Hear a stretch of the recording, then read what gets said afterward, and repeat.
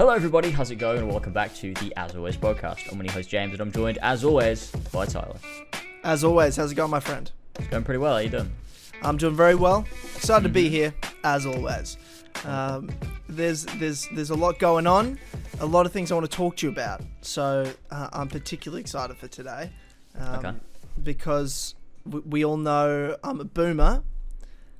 And I don't know things, apparently That's I'm, true. incompetent and can't use technology, and it's hilarious to you that I even created a YouTube channel.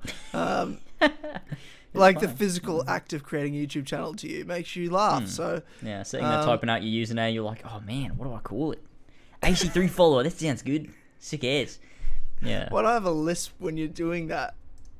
You're giving me a lisp. I'm AFI follower, man. Thick ass. Yeah, okay. Well, look, there's some things going on in the community, and I think we should just get right into it. I want to know. I want to know what's going on with fucking Twitch. This whole new world of our community, this new journey we're taking, this new takeover, I'll call it. Let's be honest with ourselves. We're taking over. You're on Twitch. Ethan's on Twitch. Elva's on Twitch. A bunch of other community members are on Twitch. And I don't know. And I thought of it's like YouTube, right? It's just you stream games on it. Like, what else is there to it? Like, right. Surely it's just this other platform people just happen to stream on, and that's where a lot of people go because that's where they watch streams because they know what they're going to get out of it. But the way I hear everyone talking about it, it's like some revolutionary new thing. Like, it has so much more to it, and there's so much more cool shit to it. I'm like, how? What are you talking about? James, can you explain to me what the fuck Twitch is? Because I've never actually watched Twitch in my life. So, yeah. Which is a surprise to no one. Let's be honest with ourselves as well. I thought you were an avid Twitch viewer. You're always on Twitch. Yeah. Tyler's a Twitch frog, as they say. I watch Ninja. Is that right? No. He is a Twitch streamer. He is. Yeah. We like Ninja. Yeah. So. Yeah. Sorry. Okay. Yeah, Ninja from Fortnite. Yeah, and of course, before we even do, we've got to thank the great people over at patreon.com/. As always, if you like what you're listening to here and you want to hear or see if you're watching on YouTube more, head over to patreon.com/. As always, for just $1 a month, you get exclusive access to the Clubhouse podcast, the best podcast on the internet. There's over 100 episodes for you to stream right now for just $1, plus other cool perks, bonuses, and rewards. So to thank our producers, we have Tristan Weaver, Ryan Hafer, Raj, Cassandra Fingsby with the thick strong arms, Does the Name, William Miles ring a bell, Clark 53, Flash Paradox, Cat 94, Avery Dobbs, Olbrick, Jesper Olsen, Colton the Cream Pie King, Viridian, King Richard III, Real Kermit Cinema, Ballsack 47, and Damien. Thanks, Sweet Vigilantes, for helping power this podcast. Yeah. Anyway, James, tell me about Twitch. What the fuck's going on? All right, Twitch is a streaming website. Fuck. The what? thing, okay. Yeah, it's crazy, right? But what's good about Twitch? That I don't really think about. So I've always said for a very long time that, I don't need to be on Twitch. I'm on YouTube. That's where my audience is. Doesn't matter to me, because like you, I felt that Twitch is just another platform and it's not my platform. So why would I use it? Yes. But Elva wanted to get into streaming, and I was like, well, if you're only going to stream, you might as well stream on Twitch. Rather than doing it on YouTube, so she was streaming on Twitch, and so I joined her for her first stream and stuff, and it was just so much fun. It was like our community, but times 100. Like, just what do you mean? Wait, what? Why times 100? Just everyone could just the interaction you can have with the chat just feels like so much more. When you're on YouTube, you're sort of there and you can talk to everyone and it's fine and it's chill and it works. But I feel like there's just something about Twitch that is I can't explain it. There's just this sense of community. I mean, the fact that emotes are a big thing on Twitch. So there's a lot of emotes that everyone just sort of knows about on Twitch. It's just a thing. They're like memes. Everyone. So the same way, like on Discord when someone has a command and Right. Yeah. Is it like more a Discord command? Is that how you? It sort of is like Twitch chat. By the way, I just know how Discord. many people are laughing at me right now, and I'm asking. It is like talking to my granddad. I'm not an idiot. I'm asking legitimate questions, but everyone's like, "Oh, what a fucking boomer!" He's get it. Pepe laugh. Yeah. So imagine Discord chat like where everyone's talking in Discord and like they're throwing in like the different emotes and stuff. It's like that, but it's in like a live chat like place where people are watching you play a game and everything. And that aspect of it is so engaging because obviously there's Twitch emotes that everyone knows. So no matter what streamer you watch, those emotes will translate. Like everyone on Twitch just sort of knows them. So it's a bit of a learning process, like learning what everything means. But I'm coming to terms with it. I got Flash Paradox, one of our community members, mentoring me on it because he's a big Twitch guy. And I like those elements to it. But on top of that, obviously you have your own emotes as well that people can use, and like they're based around community stuff, similar to like what we have in Discord. So that's really fun as well. So there's both of those aspects are really, really good. And then on top of that, Twitch just has a shit ton of tools like that YouTube just doesn't have. Like there's the ability to, so for a start, there's the ability to host people. So if you're not live, you can have a list of other streamers that you like that your channel will automatically host. So if someone goes onto your channel and like, so say it's like if I'm not live and someone goes into my channel, but like Ethan's live, Ethan will be on my, like his stream will be there. So like you can get more viewers that way. So sharing things.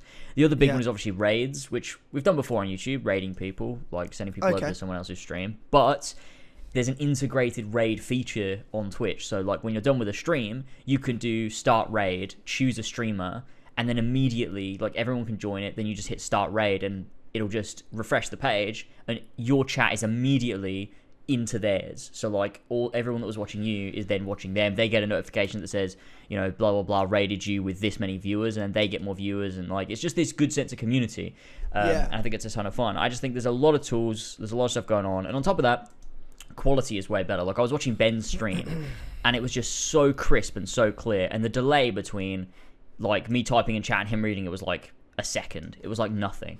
Holy it was, like, shit, completely instant. It was mental. And so Twitch is just the way fucking forward. It's great. And I'm fucking loving it. I'm having a great time. Yeah, what's the and I assume they don't take 30% of the chat donations like fucking YouTube does. I'm not sure what they do with bits, which is like their equivalent of super chats. What they do with bits. So bits is their equivalent of super chat. So like so someone watching a stream buys bits, and then they can. I thought you were like doing a you thing, like they do with the bits and pieces. You know what I mean? No, but their actual thing is called bits. Okay. And so it's kind of like a microtransaction. Like you buy bits, you have bits. That's your Twitch currency. Then you can give that to various streamers. Then the streamer has bits, and that is equivalent to money in your currency. Which is good. You're saying bits and pieces. you can buy the bits and pieces and then you give streamers bits and bobs. Yeah, okay. But it's good. That's good. I don't know what they do in terms of percentages of that. I know with subs, so like when people sub to you, so the equivalent of YouTube subs on Twitch is followers, and then subs is like members. And do you pay to be a member? Is that the difference? And so you pay to be a sub. So like you follow someone for free, but to be a subscriber, then it's like a pay thing if you want. What do they get to be a subscriber? Like what it depends what you want. You can have whatever ever benefits you want. So like a Patreon type system where you just choose, like if you want to be a tier 1, you get this thing, like you get this many emotes, you get this thing on the Discord, you get whatever. So there's that. But then obviously like all donations go through, so like regular donations would go through Streamlabs, and it's a much smaller percentage than YouTube that Streamlabs takes, which is nice. So when people use that, and it's just overall just I'm having a good time. It's a good community and it's a good vibe. Wow. Okay. Well, I just want to say I'm not doing it. And no, I'm just joking. Hey man, I'm not doing it. I'm not doing it. It sounds too complicated for me. I was surprised that you even considered it. Why is that? I was like, there's no way Tyler's doing this. It's just not happening. I can't imagine Tyler streaming on Twitch. I mean, just because you're 43, so yeah, I see what you mean. Look, I'm not gonna go to Twitch tomorrow. You know what I mean? Like, I'm gonna need a minute, and when I say a minute, I mean a month. To figure it all out. Well, I think here's the thing. I've got 2 stream series on YouTube right now, and I wanna, and especially the Ezio collection one I'm doing. I definitely want to do it on YouTube. If that makes sense, because that's specifically like an Assassin's Creed audience. Where I feel like if I'm streaming the Ezio collection, but then I also have another stream series after Final Fantasy, I'll do that series on Twitch. If that makes sense. Yeah. Well, I've been staggering my change. Anything new that I just do, if I'm like want to do a one-off, then I'm going to do it just on Twitch. My Persona series, I'm just going to finish it on YouTube, so I'm not going to do any of that on Twitch. And then my AC1 speedrun stuff, I'm streaming to both, which you can do through Streamlabs OBS Prime, which is like I paid for it, just because I wanted to be able to do it. So I've been doing that. So when I did my AC1 speedrun stuff earlier this week, or I guess when this podcast comes out last week, I was streaming to both Lasers Live and to my Twitch channel, which was fun. It was cool. So I was getting people to move over, and it was nice. And I was only reading Twitch chat, but I was also reading like super chats if I got any of those as well, obviously. Yeah, that's a good way to do it.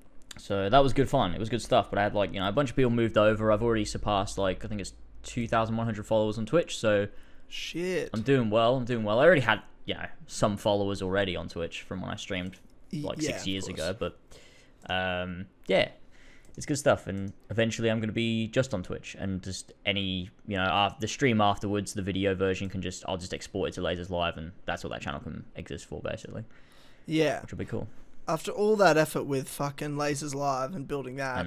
I know. But at least it can still be used for something. And on top of that, like with FourPillars clips, Twitch allows for clipping stuff so much easier, because viewers can clip.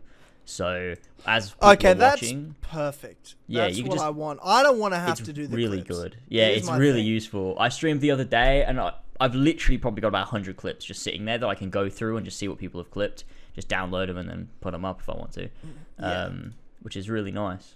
And there's so many more customization tools for like who do you want to be able to clip, and like who do you want to be able to do this, and like mods aren't just mods. They don't just moderate the chat. You can set. So I've got a few of the mods from Discord that I've set to be editors on my Twitch channel, so that when I'm doing stuff, they can change the title of the stream and the category of the stream as I'm doing different things. So I don't have to worry about any of that, because they can do all of it.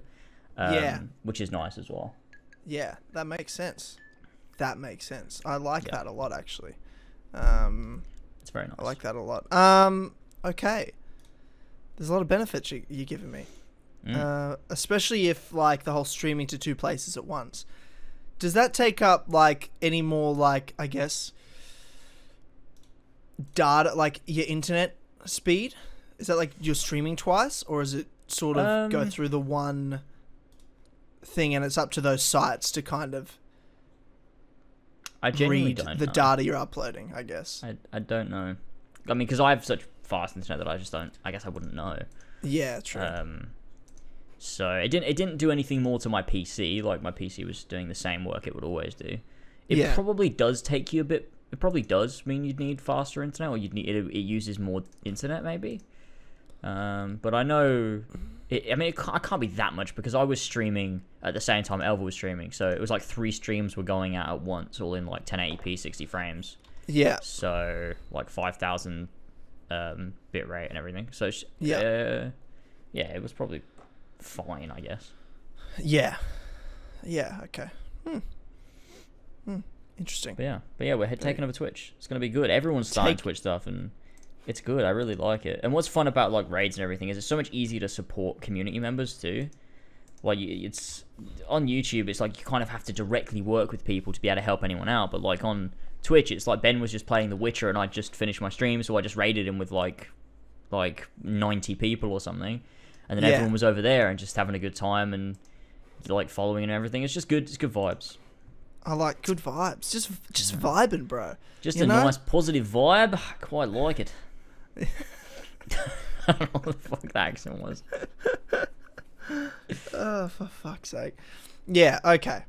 Well, I'm definitely open to if it's a real, like, significantly better platform. Like, I was more like, I wanted to hear it out.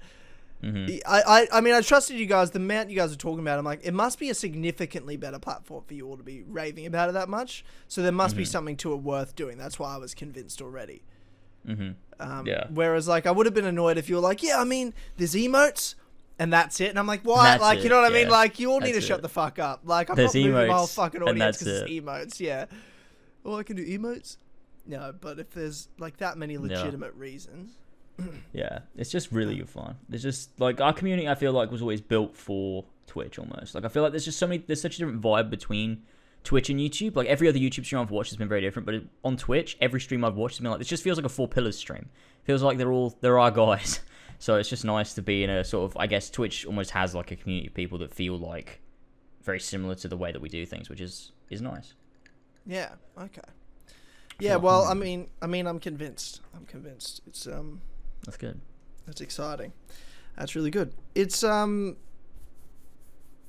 yeah, it's gonna be cool to try something new and I guess have that new venture, the new phase. That's what we're so good at. I feel like in our community is we do keep things like fresh. Like things don't get stagnant if you're around the FourPillars. There's always a new thing going on, a new phase, a new idea, a new show or project or way we do things or platform. So yeah, it's just another one.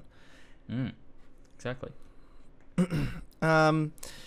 The other day, speaking of streaming, I started streaming the Ezio collection again. Did, yeah. And I gotta say, man, badly Valhalla's better. It felt great. It felt so good. Yeah. Like it just felt good, but it also felt good that I have to platinum it too. So I'm not just like playing through it for another playthrough. I've literally got to do everything the game has. Yeah. And knowing that made me actually feel good, not bad. So I love that. That's good. Yeah. There's a lot of good shit in those games. Platinuming them. I mean, I did 100%. I didn't platinum them when I did it, but I did 100%, and that was good fun. In AC2, 100% is way more effort than platinum. Oh, so you don't have to 100% it to platinum it? No, not in AC2. Brotherhood and Revelations you do, but not AC2. You don't have to do fucking thieves races. You know what I mean? Why like to platinum AC2. No, AC2's piss easy to platinum. Don't you have to like sweep 5 guards with a spear or something? Yeah. As well. Yeah. That's one of them. Yeah. That's not I know hard. that one. It's a lot less time than fucking do every city's thief race. You know what I mean? I like the thief races. You don't like the thief races? I mean, I like one thief race. You know I what I like mean? one. I don't need 7 of them. Give me more parkour courses. I'm happy with that. Yeah. Well, I feel like the game sort of does that as you play the game. You know what I mean? It does do that, but I like the challenge. I like where the game's like, right, now put it to the test. Like the virtual reality, the little challenge courses and stuff. You get those. Well, those are cool. Yeah. Well, I mean, I liked it in Brotherhood because the Thieves mission had variety to them. You know what I mean? It wasn't just the only thief missions in AC2 are the races, whereas in Brotherhood it's like there's all these storyline ones. There are some races in each sort of section of missions sets you get as you progress through the game. There's always like one race, and I like that. But there's variety. That's what I like about it. So that's true. Just good to get back into that. Can you explain Persona to me? I feel like this is like, why are you playing an anime? That's, It's so good. It's so good, man. How do I even explain Persona? It's so big. There's so much going on. It is like you're playing an anime series. Like it feels like multiple seasons of a TV show, but turned into a game. Like it just, the way it has an overarching story that continually unravels itself and reveals. How long is it? I feel like you've been streaming it for 7 years. Very long. It's a very long game. It's like over 100 hours. No. Okay. No, before you even get into, I had on stream the other day. Yeah. David and I were, because Dave was on the stream for the Ezio collection, and we were sitting there playing it, and we were talking. It's like, honestly, we were trying to figure out what happened to games and why it became such a thing. Because David goes, "How long's AC2?" I'm like, "I don't know, like fucking 12 hours. I could platinum in 15." He goes, "Yeah." He goes, "That's perfect." I'm like, "It is perfect. Like, why does anything need to be longer than that? You know?" Like, why?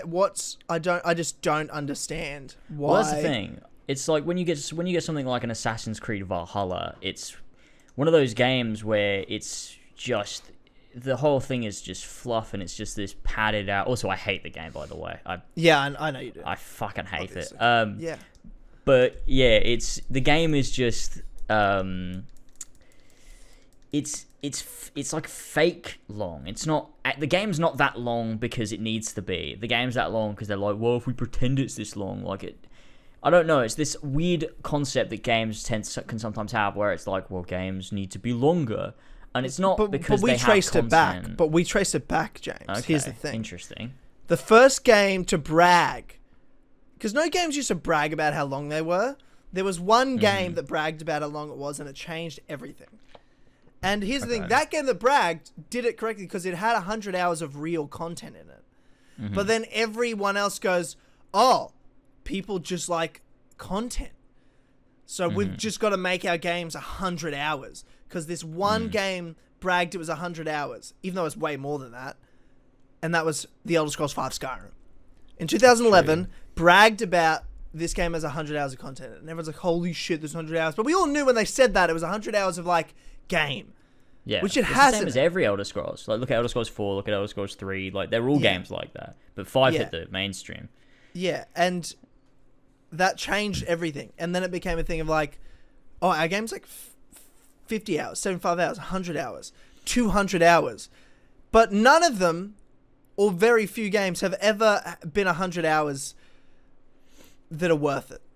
In fact, I don't think I've ever played a game in one single playthrough that's more than 100 hours, other than Skyrim, that was worth it. Not The Witcher 3? I didn't take me 100 hours to play The Witcher 3. Interesting. It didn't take me even close to 100 hours to play The Witcher 3. Maybe like 50 for the main game. And then like 20 for both DLCs. Sure. Yeah, I guess. So it's I probably guess like The Witcher 3 is 70 not actually hours that to long, do the main story and both DLCs was probably 70 hours. Yeah, and that was worth it. There's a lot I of could have side done stuff. 100. You I could skipped have the done. Baron quest line, so I like didn't skip obviously. it. I didn't skip the Baron quest line. You told him no. The Baron was like, "Can you come help me in the swamps, Witcher?" And then you were just like, "No," and that was it. This fucking That's where it fuck ended. can do it himself. He can fucking get out there. The fucking woman burn some cuckolded calories. me for years. It's my favorite Baron quote. I like that one. Yeah, okay then. I guess The Witcher 3 isn't 100 hours long. It probably wasn't can even be. 50 for the main game. Yeah, it can be, but it I didn't need it to be. You know? That's the thing, The right? Witcher 3 was the amount of The Witcher 3 I played was perfect. It is one of the best games I've ever played, and I didn't need to play a minute more. It was perfect amount of time to have played it, 60 to 70 hours. And I was I mean, that's the thing with The I Witcher enjoyed 3. all of it. The Witcher 3 isn't that long. Like I like watching George play it on Death March. Like he finished it in under 24 hours. Like it was like 15 hours or something. Like that. Yeah, was how maybe long it wasn't took him to even finish the there. main Maybe it's game. even less than I thought it was. Yeah. So he like the main story of The Witcher 3 is not very long. It's focused and it's great, and that's it. Like it's a great game, and but it allows itself to be 100 hours if you want it to be. There's enough content within the world to do that. But it doesn't pad it out because you don't ever feel forced to, whereas when you're playing something like Assassin's Creed Valhalla, the whole game is just 100 hours and you can't change that. It just is that long, and it's all shit. Yes, it is. It is all shit. I'm glad you finally know that. Yeah. And maybe can we just talk about the fact that you're realizing that? Like, why? And I knew it would happen because you're not dumb. You're not an idiot. But let's be honest with ourselves. You know the truth now, don't you? It's just that the game. You just didn't recognize how shallow the things you liked were, and that's what I recognized from the start. It's. I think what it is, right? Maybe I'd have realized earlier had I been not streaming it, but I think it's. I stream it. My initial reaction to seeing Bayek's letter is, "Oh my god, that was so cool!" Like as it would be in the moment. Yeah. But then afterwards, like you think about it and you're like, oh, I guess it wasn't that good because it doesn't really mean anything. But then you don't want to admit that because then you're like, oh, but on stream I said it was so good. If I go back on it, everyone's going to be like, you fucking hypocrite. So it's like, well, I've got to stick by it now. And it's like, I shouldn't stream these games. You honey-dicked yourself is what you're saying. Yeah, it's my fault. You honey-dicked yourself. That's wild. That's a weird thing to do. So I guess, I mean... Obviously, there's still things in the game that I do like. It's not like an Odyssey where I 100% hate everything in it, but I do. I actually overall, genuinely. I know you do. I think Valhalla's Odyssey level. That's what I genuinely Look, believe. overall, I do despise the game though, and everything they've done post-launch has done more to make me hate it. They want me to hate it. They want a Valhalla broke me. They're trying to get it out of me. I think. Yeah. Someone said to me on Twitter, they're like, "Oh my god, Valhalla broke James." Odyssey broke James, and Valhalla murdered Tyler. I feel like it did. Like, I literally don't even like video games anymore. And it's partly because of Valhalla. Because I never had, honestly, playing Valhalla, I enjoyed playing Odyssey more than I enjoyed playing Valhalla in terms of the experience of playing the game. Sure. And what I mean by that is I knew Odyssey was shit while I was playing it. Like, you're playing it and I'm like, this is like, it's whatever. It's just whatever. And you're just sort of farting your way through it. So and then I'm playing Valhalla waiting for something good to happen, and it just never happened. Like, that's what it felt. And it was, but also so long, because with Odyssey, I platinumed it in 70 hours. I couldn't even finish the main game of Valhalla until 100 hours. Like, let alone then you want me to go fucking platinum the game? It's meant to be a Viking saga, Tyler. You don't get it. It was based on the Nordic sagas. Yeah. You're just not. You don't have a big enough brain to get it. Yeah. It's yeah. It's no. I get it. I do get it. And it's awful, and I don't like it. And that's just the reality. You're not gonna get the new Altair robe. Well, I don't have the game installed on my PlayStation, so I can't. Honestly, it was River Raids that really got to me. Like, playing River Raids made me feel like shit. It's so bad. It's so bad. It's worse than Odyssey. Just like some of the worst content, the worst fucking drivel. I just, God. But don't forget that, you know, you're playing as a 1,200-year-old hidden one that's actually Loki, so in the modern day now. So that's epic, actually. That's fucking pretty cool, don't you reckon? Best modern day since Brotherhood. Oh, the amount of people that said that to me. I'm like, you guys are fucking brain dead cunts. How about that? I mean, to be fair though, what's the best modern day since Brotherhood though? Fucking, I'd rather play the Black Flag modern day than that nonsense. Would you actually? Yeah, I would. I would. I'd at least rather it's kind play of Valhalla. funny. It's shorter. Valhalla's modern day shorter. There's not a lot of Actually, it. do you know what I liked? I didn't mind Origins modern day. I didn't like it, but it was just nothing. Ugh, you know what I mean? It was like it was so enough. Like, I remember you liked Origins modern day, and I was like, that was pretty shit though. No, and look, it was shit. But I preferred Origins modern day because it didn't do anything good, but it didn't do anything bad. It was just I mean, it's nothing yet. It did a lot. And I'd rather nothing than what Valhalla and Odyssey's modern day was, which is fucking nonsense. Valhalla's modern day is nonsense.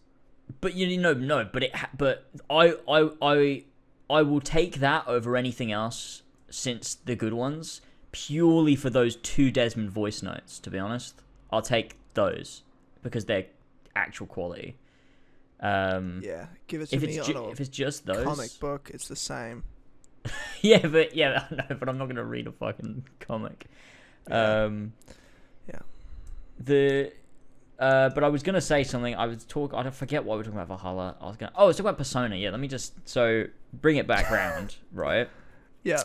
Persona is also 100 hours long or more, and it's not like a Witcher. The game is always that long, but everything in the game is so fucking good, and it's so weird because it's half. It's like the game is like two. It's like two things.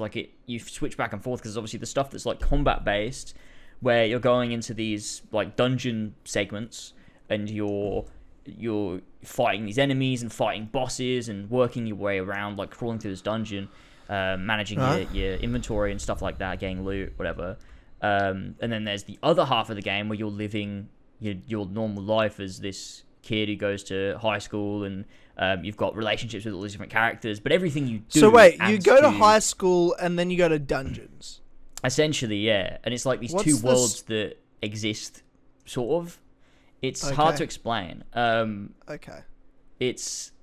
But everything you do in your normal life affects your stats in James, the other world. can you explain Logan Paul to me?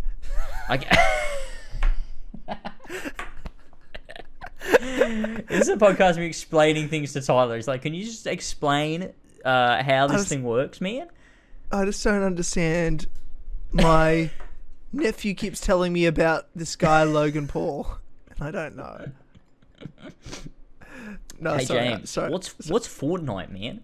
Can you explain this Fortnite thing to me? No, I sort of know Fortnite. That's What's like a victory COD. royale? It's like COD, isn't it? Just like COD, it's the same, yeah. Yeah, but it's like got like cartoon characters and Lara Yeah. Croft And Lara Geralt. Croft, yeah. Oh, don't get me fucking started on Lara Croft. We're not talking about fucking. Why is every franchise that I liked as a kid bad now? Why does do this you mean? happen? do you So, mean? Assassin's Creed, Tomb Raider is now Sonic. Just Why does Tomb Raider suck? What happened? I Tomb thought those Raider- new games were good. no. Oh, were they not? 2013 was like fine. Like it's Yeah. a fine game, but it's just not Tomb Raider at all. It's just Yeah, like okay. this fake imitation of Uncharted, and like Tomb Raider used to be so fucking good, and then now it's just not. And it's like they're afraid to talk about it too. Like everywhere you see, it's just this reboot fucking Lara. Like what about actual Lara Croft? What happened to her? Why is she not cool anymore? Why can we not talk about her anymore? Like, oh, why is it cool to have a bow and arrow and not to have the two pistols? And I don't know. Makes me Right. sad. I miss it. Okay. I see what you're saying. Yeah, we need the Rooks. Yeah. I didn't want to say that, but I was We need the Rooks to thinking come in and fight for our cause. it. Yeah. Okay. Well, sorry. Persona, there's two worlds that exist There's at two once. worlds. Yes, and all of What your is it actions like? in Some the sort real of world, virtual reality world they all go It's- into at nighttime and live in, or dream it's world? not. It's kind of a dream world, I guess you could say. They describe it. It's called the metaverse. It exists between reality and dreams, is what they call it. And it's this world that is all about people's cognitions. So the way that people, so you know Yves Guillemot, right? The CEO of Ubisoft. The guy that needs to be fired, fire Yes. Eve, please. Yeah. Yes, exactly. Yeah. He would have in the Persona universe a palace. Palaces are the culmination of someone's distorted desires. So if you are a terrible human being, your desires become distorted to the point where they're these evil desires, and Yeah. it forms a palace within the metaverse. And what you do in the game with your team that slowly builds as the game goes on, you meet new people and you build up this team. They're called the Phantom Thieves. They find these bad people, they target them, they go into the metaverse, they go into their palace, and they steal the palace's treasure in order to make the palace crumble, and for the person then in the real world to have a change of heart, so that they will admit what they did was wrong, and then they get punished for their crimes. So they're saving the world in this, different ways. They're not actually fighting the real guy. They're doing it within his own sort of subconscious to make him atone for his So it's crimes. like Inception. Kind of. It's kind Yeah. of is That like sounds like Inception, sounds like they're like in they're going into their dreams to like plant an idea. Inception. Yeah, plant an idea in their head. It is similar. Dude, yeah. I just want to Similar. point out with my camera right now, it was all cloudy this morning. The sun's come out, now the sky's blue, and it's really fucking with the lighting. So my lighting continues to change. I have to change like exposure and shit. Yeah. Oh god, that's makes too sense. much. That's too much exposure, is it? Oh, god. camera fucking disasters. Yeah, just want to It's all explain that. about Why that here. happens is because it's the morning, so Yeah. lighting does change. Mm-hmm. That'll be alright. Fuck it. That'll make sense. Just so people understand. Mm-hmm. It's fine. It's alright. It's You'll be fine. okay. Yeah, it's fine. We're good. Anyway, Everything will go be on. good. So it's like Inception. But yeah, that's Persona, and it's just fucking great. And like, there's just a lot of layers to it. Like, every single character you meet is interesting. They all have their own little side stories that you can pursue, and they're all worth your time to do. So like, you meet a character, and then you have a certain amount of ranks you can get with them, and every time you rank up, you get a new ability in the metaverse that allows you to do different things. But also, you go along this side story arc with them, and essentially, the game never has any time jumps or time skips. You live every single day as the story progresses. So you've got like a little date in the corner, and you have to make sure you're using your time appropriately during the day. So you have like stats. Fuck, I'm sneezing. You have stats, so like you have like knowledge and guts and charm and kindness and proficiency that you can level up by doing particular actions. So if you decide to study in the evening or something, then you're going to up your knowledge stat, which means you're able to do different things in particular conversations, or like charm or kindness or whatever, like depending on what you want to level up. Different actions will do that. And then character relationships add to different stats within like what your character's able to do. So every single thing you do has a meaning, and every time, like, so during the day, it's like, maybe it's like the 6th of June, and it's like, okay, so you've got morning, daytime, afternoon, evening, and then you've got to fill those time slots with something to do. So you got to make sure you're using your time appropriately, so you're not wasting any time, because then you could be losing out on potential stat boosting or whatever it might be. You're building relationships, and so there's always something to do. It's constantly moving, just constantly doing something.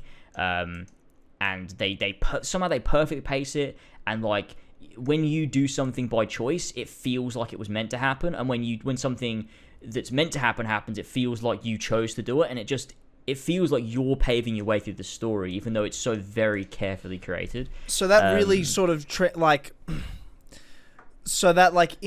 in between dreams, or what Jack Johnson album, state can change based on what you're doing through the day, sort of thing is what you're saying.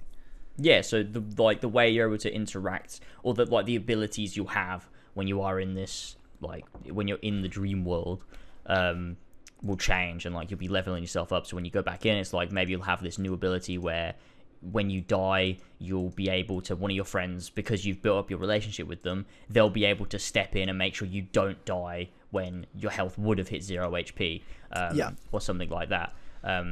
So yeah, it's just really cool, because it's all about cognition. So the way that you perceive your friends and the way that you perceive yourself through your own actions in the real world affects how you're then able to act in the cognitive world. So everything adds together, and then on top of that, you obviously got the actual story they're telling, the relationships, all of it. It's just, and the soundtrack is fucking killer. So it's just a brilliant fucking game. I can't believe I never played it before. Right. Yeah, right. Okay. Well, that does sound interesting. I can tell you I won't play it ever in my life. No, I don't think you will. I'm sure you won't. No. But I wanted to understand what it was. It's good. You're definitely missing out, but that's okay. It's alright. It's a good game. It might be in my top 5 games. It might be in my number 5, because I've not got anything in that slot. What do you mean? You don't have anything in that slot? I don't have anything there. Like, it could be anything. And now I'm like, well, I'm just going to give it to Persona 5 because I love it so much. The fucking it can go there. Why not? Yeah, like of all time, your top 5 favorite games of all time. Yeah. It's a game I could say it's one of those games that's so close to perfect that I don't really know how I could possibly critique it. And it's one of those games as well, like I've been playing for 66 or 74 hours, I think I've been playing for now on the save. And it doesn't feel like it at all. It really doesn't. It's just the pacing is so good that it just doesn't feel like I'm playing for that long. So it's all been so meaningful, and I don't want it to end. Like I'm happy for it to keep going, because the game as well will just add things as the game goes on. So it's not like in the first 5 hours you know everything you can do. It's like I'm 70 hours in and it's still adding new gameplay elements, where it's like, here's a brand new thing you can do, here's a new area of the world that you can go to, here's a new way you can interact with people. It just keeps adding constantly. It's mental how much there is in this game. It's crazy. Well, I just find that so bizarre to think that of all the games, this one's top 5. I don't know. I didn't expect it. I mean, Jamie said like it's Jamie's favorite game of all time, and he told me that, and I was like, yeah, I'm sure I'm gonna love it. Like, I am sure I'm gonna love it, but I didn't think I would love it as quite as much as I have loved it. Yeah. Okay. It's just really, really good. Yeah. Okay. Well, I'm glad I understand what it is now, because I just would see it and I'm like, why are you playing an anime? Like, where nothing looks like nothing's happening. Anime? Yeah. I mean, that's what it, yeah. And do I like anime? You know the answer to that. Like, I think you know the answer. You're not an anime enjoyer? No. That's quite sad. No. Sad. Not for me. Tell you what is for me. Marvel. For you? Marvel's for me. Marvel's and for you. Today, You sound like such a dad thing. Yeah, Marvel's for me. Marvel's for me, mate. I get all around the Marvel. All around it. Now, at the time this podcast releases, the first episode of Falcon Winter Soldier has aired. Now, it hasn't now, at the time we're recording this, today is Falcon Winter Soldier Day, though. Like, this one, I'm wearing my Marvel shirt. Tonight, me and Harlan and David, we're going to sit in the studio here. We've got the big ass TV here. We're going to watch The Winter Soldier and then watch Falcon the Winter Soldier after it. That's pretty hype. It's going to be a good time. I'm excited. Couldn't have come at a better time. Like, I never need anything in my life as much as I need the Falcon the Winter Soldier right now. And I can't fucking wait. I cannot fucking wait for it. But I don't want to talk about that too much because people are like, we've seen it. We don't want to hear you preview it. And there's already a Streamcast episode of us previewing it. So if you haven't watched it, check that out and then watch it. And then tomorrow, watch the Streamcast episode where Eddie, Sheps, and myself talk about episode 1 in full spoilers. That's cool. So that's happening. But I do want to talk to you, James, because I haven't talked to you about now that WandaVision's over. Yeah. What did you think of WandaVision, man? Like, I don't know. I haven't talked to you about it at all. Yeah. And this is spoilers-ish. We're not going to go massive spoilers. But spoilers. It's been out for a bit. Yeah. Okay. Spoilers for WandaVision. Just say fuck it. We'll just talk spoilers. If you want to skip, go to the timestamp. Yeah, no. Unless you're listening on podcast services, and then go fuck yourself. So it's fine. I put it in the description these days on podcast services. So. Oh, do you? Okay. Yeah, so it's there. It's there for you. It's there. Yeah. Yeah, WandaVision. I fucking really, really like WandaVision. I thought it was a great show. Another show as well that's the heart of Marvel is character, and it always has been. And I think that's what engaged me so much about this. I already like. I mean, I know you didn't like Vision before this. Maybe you still don't, but I know you didn't like Vision before this. Well, I didn't love Vision before this. What I should say, I just thought he was average. He was just whatever. Yeah. See, I already quite liked Vision. I always thought he was like a pretty interesting character. Yeah. I love Wanda. I always thought she was really cool. And I liked them both in Infinity War. But this show made me absolutely fucking love both of them so much. And like added so many different layers. And I like a lot of people said like the first few episodes, you get rid of them, just start on episode 3. But you for this show to work, you need the context of all of it. You need everything. You need the build up. You need the relationship there between the two of them, whether it is with this, have the filter of the sitcom over the top, it's real, between the two of them. It's this chemistry between these two people, whether it is for, recreating a sitcom type atmosphere. The point being you understand the relationship between the two characters, and I think that's fundamental to it. So I enjoyed that, and as it slowly, breaks everything down and you start getting these different things, it was just a fucking great show. Maybe, a lot of people, I think, understandably in a lot of ways, said, well, the show maybe by the end point didn't have as many huge reveals as maybe people thought it would, or as many, like maybe the main villain wasn't incredibly amazing, the best villain ever or whatever, or whatever. I really liked the main villain of this show. I thought she was good, for sure. Do people not like? I don't understand. See, it's a fucking Disney Plus show. What did people got so spoiled with Endgame? They're like, well, every Marvel product now needs to have these massive plot twist turns and it's going to change everything. Why do people think a show about that they knew going in is a sitcom show in Wanda's subconscious, and they were expecting the greatest reveals of all time, all because Wanda's going to be in Doctor Strange and Multiverse of Madness. Doctor Strange and Multiverse of Madness, I expect to have some reveals, big bits, or some big setups, I should say. But I didn't expect this to have. This had as much as it needed to have, where it's actually set up a lot. It didn't reveal any. What are we revealing? Endgame ended everything. This is the start of new shit. All it should be doing is setting up things. It shouldn't be revealing anything. I think it did very well. Agreed, 100%. Yeah, and I think as well that, like I said when I was talking about at the beginning, the point of everything Marvel for me is character, and this show is the point of this show. The reason it exists, the reason they're telling the story is because of the characters of Wanda and Vision. That's literally the point of the show. And so if you didn't think that the main villain was the best villain ever, that wasn't the point. The point wasn't Scarlet Witch fights a really compelling villain. The point was Scarlet Witch confronts her own fucking trauma and her feelings for Vision, and you get to see that unfold. That's the point of the show. It's all about character. It's all about emotion. That's the point. And they nailed that. So everything else to me is just a bonus thing on top that adds to just it being a superhero show. And I thought it was really cool. I mean, I thought all that stuff was great. And, seeing Wanda sort of truly be able to use and understand her power and it not just be like she does this thing that she just sort of does, like has like these epic powers and stuff. It's like actually understanding, she uses magic the same way that Doctor Strange uses magic. I thought that was all cool, and like the opportunity that now she's able to learn these things and learn spells and do more, like an actual witch rather than just like a superhero that shoots beams of light and stuff. I thought was really, really, really cool. And that was a really nice setup. And yeah, I was a big fan of the show. I thought it was fucking good fun. Yeah, no, I loved it. I thought it set up a lot of good things outside of even just Wanda and Vision. Monica Rambeau is a great character. I thoroughly enjoyed her throughout the whole season. And that's going to be good. And hopefully she can be we know Captain Marvel 2 is being made, so hopefully she can come in and sort of make it good. You know what I mean? So that would be nice. Yeah. Well, she's doing bits as well now with some fucking powers going on and stuff. Yeah, and we don't sort of know what happened there, but I'm excited to see that get explained in Captain Marvel 2, which is what you'd assume is where they set up at the end of the show, with pretty much from the post-credit scene of Far From Home, with Fury wanting to see her.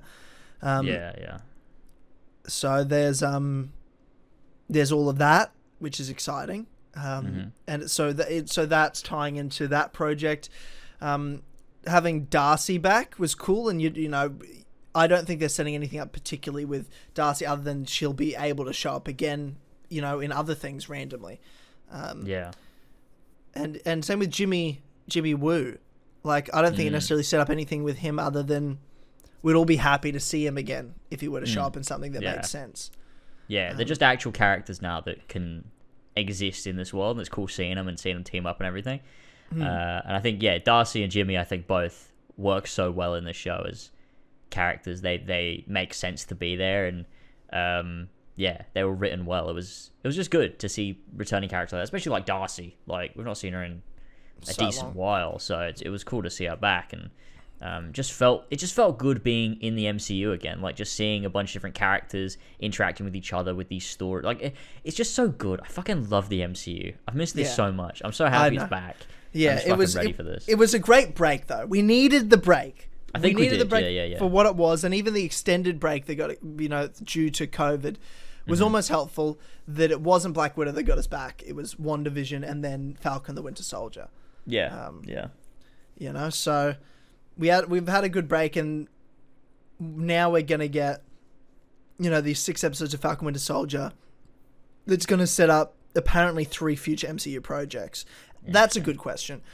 If you were we haven't seen any episodes yet. We've seen clips. We've seen a lot of trailers. By the way, that final trailer they released was fucking amazing. Oh yeah, it's very good. What are the 3 projects, future MCU projects, this is going to set up? Predictions from you now. God, 3 future MCU projects. I feel like one has got to be revolving around Captain America. You would think. Yep. Some sort of solo film for Sam potentially to be a Captain America film.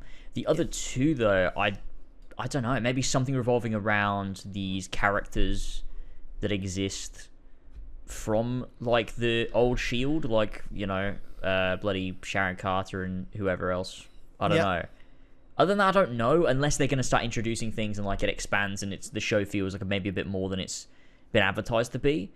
In a way where it's like, I actually do think this show. I do think this show it will be more than what WandaVision was in terms of more than it's advertised to be. Now that's not to say it's not going to be as big as people are thinking that WandaVision was supposed to be, or this is supposed to be. You know what I mean? Their predictions. It's going to have a few more like little cameos than maybe WandaVision had, but it's still going to be grounded in its own show the same way WandaVision was.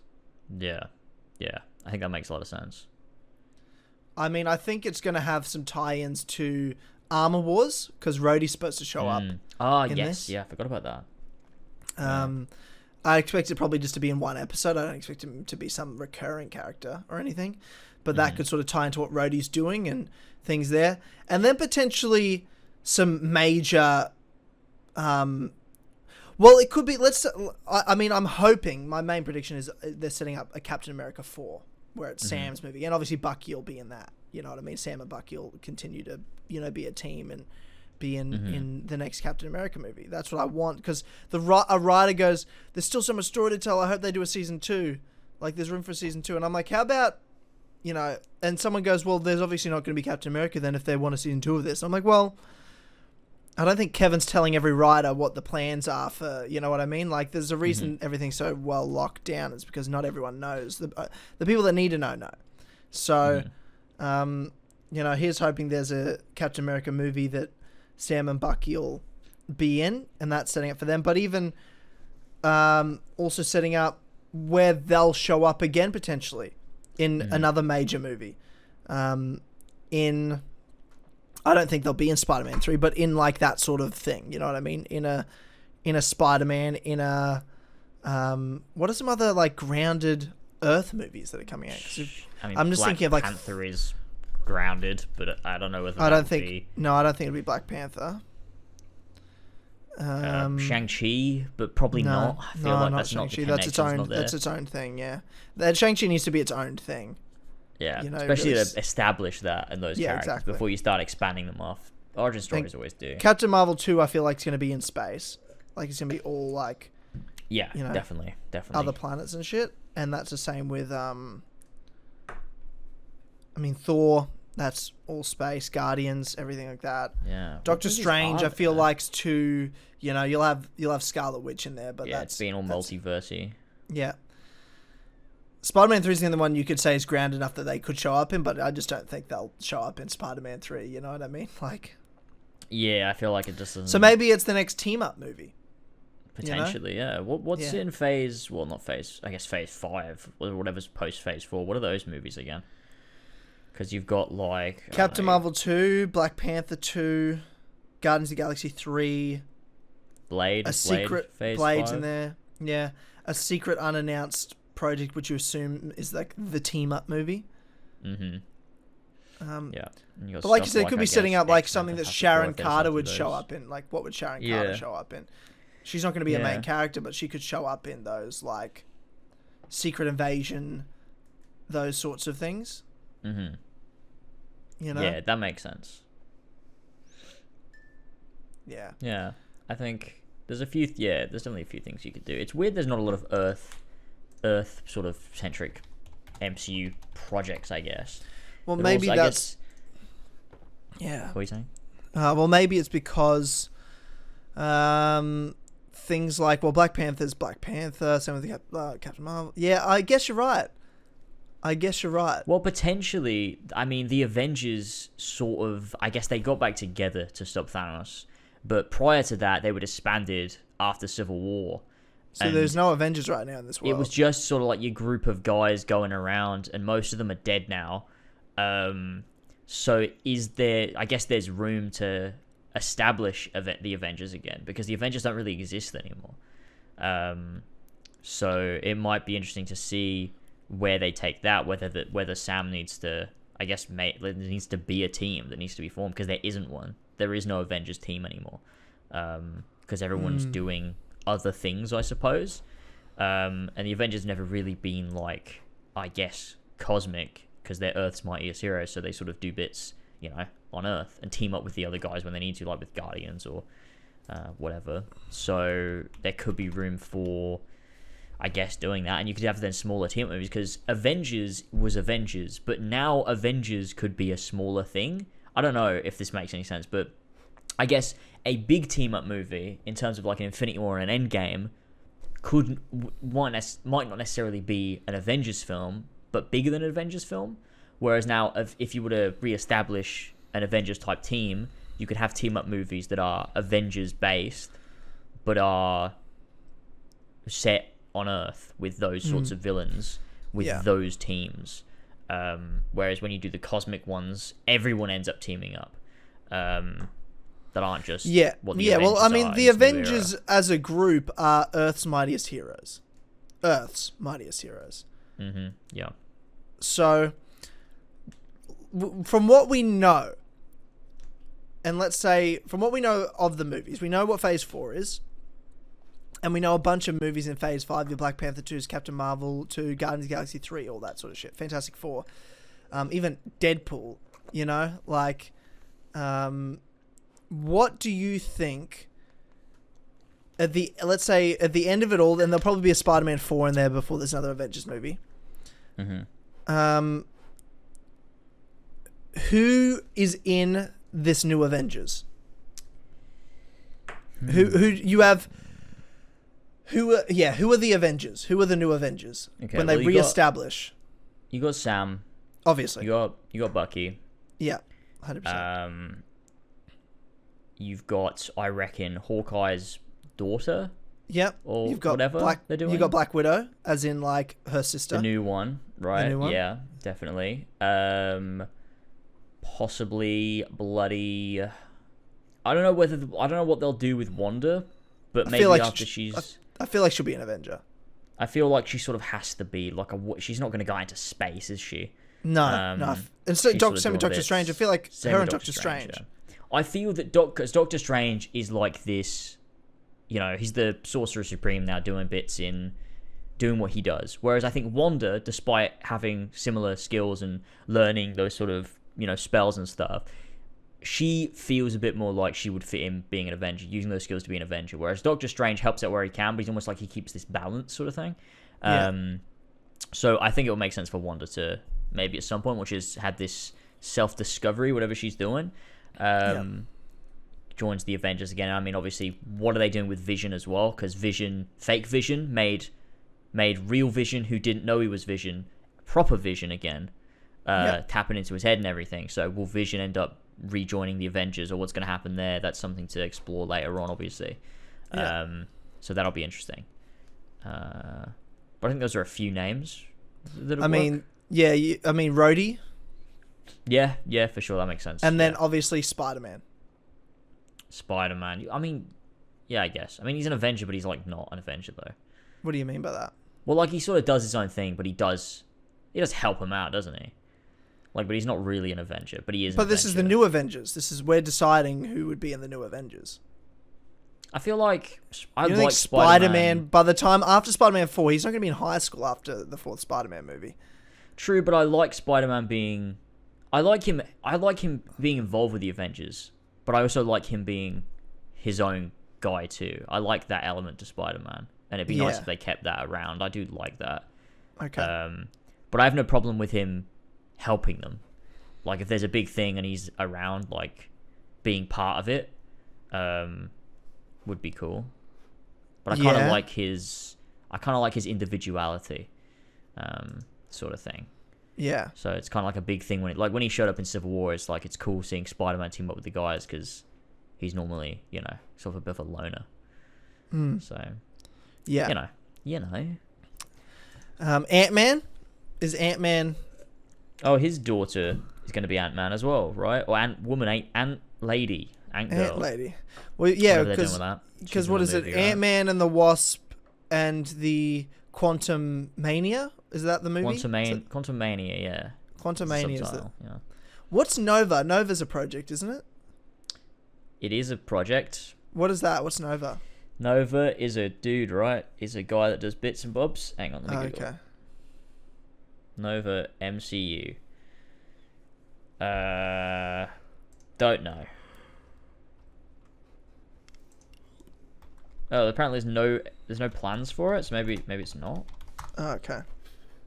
I just keep seeing people fucking put up shit. Yeah. Yeah. I mean, Shang-Chi. Is that... Man, there's actually a lot of Earth people now that I think about it. Yeah, you can't true. have... I feel like you need to have... Okay, you have 6 slots for new Avengers. You have 6 people you can have in the new Avengers, James. Who are you drafting into this new Avengers movie? You can only have 6. Actually, I'm going to say 8, because I feel like 6 is like the originals, but I feel like they'd have a couple more, when they reestablish. In this new Avengers movie, you have 8 slots. That's a lot, actually. Okay, I feel like we have like 20 people that could be in it. Maybe. I think, obviously, Sam Bucky, new Black Widow, new Hawkeye, Wanda, Vision, 2 more. 4 more. Oh no, you said Sam Bucky first, didn't you? Yeah. 2. Who else is there? Because whoever the new Black Panther is. Maybe, but I feel like they're not an Avenger though. Like, they don't chill out at the facility. They don't go on the missions together as an Avenger. Yeah, but this is like they don't yet, but they might after this. Because Maybe. this will be like the establishing of the new Avengers. Because a threat's going to come to Earth. It's not going to be Thanos level, but it's going to be big enough that like. Then when you it's say like Avengers, because like I mean when you're watching Avengers Endgame, not everyone there is an Avenger, but they are all Avengers. You know what I mean? Yeah. So I know like what you're saying. what are we saying? Because like the team of Avengers will be different from the group that is in the team up film. No, I feel Avengers. I feel like this will be like these are the people that'll be in the new Avengers. Same way in the first movie they all teamed up because they had to, and they didn't establish a facility really until the end of Ultron.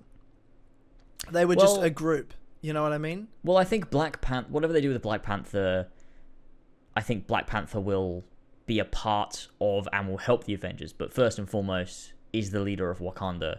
And so they're not going to be like going about doing what the Avengers say and working for them. It's like, look, Wakanda helps the Avengers, but we're still our own, you know? Yeah, well, I mean, the Avengers were around during Iron Man 3 and the Winter Soldier and all that shit, but they still do their own thing. They're not always on a mission. Yeah, but when you think of like the Avengers, like Ant-Man's not an Avenger.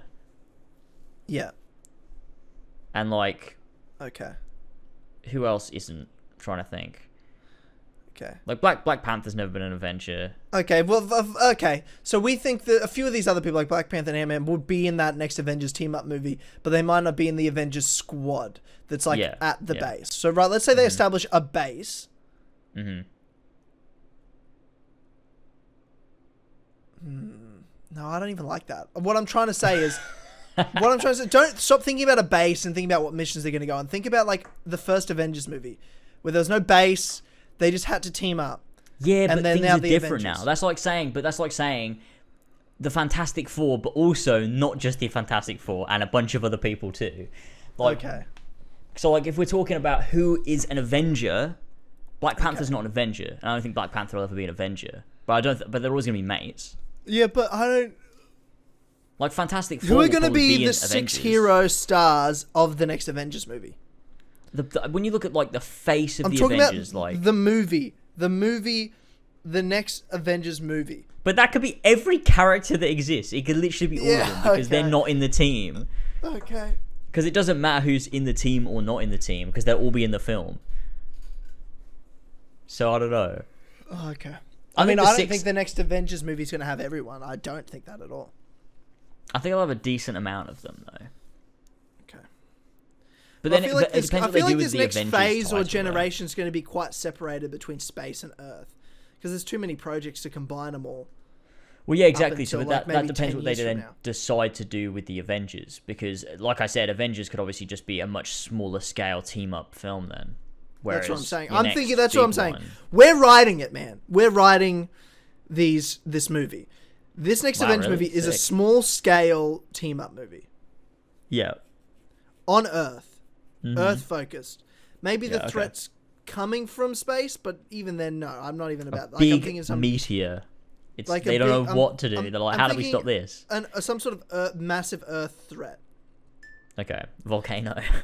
Well, it could be like think Civil War, think Age of Ultron, Yeah. So so Ultron, or we talked about like some sort of like maybe like a Norman Osborn, create some sort of device, or like even like have this evil vision, like we're trying to develop this super weapon, like, you know what I mean? Like all these governments are trying things. You've got U.S. Agent and Falcon Winter Soldier, like there's things being established that could become world-ending threats or like dystopian creating threats. dystopian creating threats. That's a good one. Yeah. Yeah. Well, I think it's obvious Sam and Bucky are going to be there, and it's Rhodey. Rhodey, that's another one that I think obviously will be an Avenger. Yeah. He'll be on fucking cool. They have him on speed dial. Then obviously Hawkeye's daughter, Black Widow. Those are like pretty much the ones that I think are securely. Those guys are Avengers. They'll be chilling in the Avengers facility. Yeah. I think Wanda will come back. She has to at some point, but I don't think she will. I think she'll be in the movie, but she would like leave and be like, I'm not about this anymore. I can't go back to this. But eventually she'll be an Avenger again. I feel like Wanda's got what it takes to be one of those Avengers. No, she is an Avenger. She was an Avenger. Well, yeah, she is. Yeah, I know. But I mean, like, where she's at now... It's almost like she's too powerful. Like, what the fuck are the other guys I know what you're gonna saying. do? She's getting more and more powerful as we Yeah. go on too. It's like yeah. she's way too powerful to just be like. She can do anything now. Like, where do you draw that line? You need to get her out of there, to be honest. There's no way Spider-Man's not in the movie. And I know what you're saying. He's not an Avenger. Film, but in this team-up movie. But, like, Yeah, they literally said when they signed Spider-Man and MCU together, they're like, okay, we'll do the next Spider-Man movie together and also this secret unannounced movie. And it's like, well, you know what I mean? We know what that is. It's, and it's a Spider-Man whatever their 4. team-up thing is, yeah. Yeah, it'll be... So he'll be in... We know he's going to be in it. Like, there's no... Yeah. If, ands, or buts about that. And I do think Ant-Man will probably be there too, just because...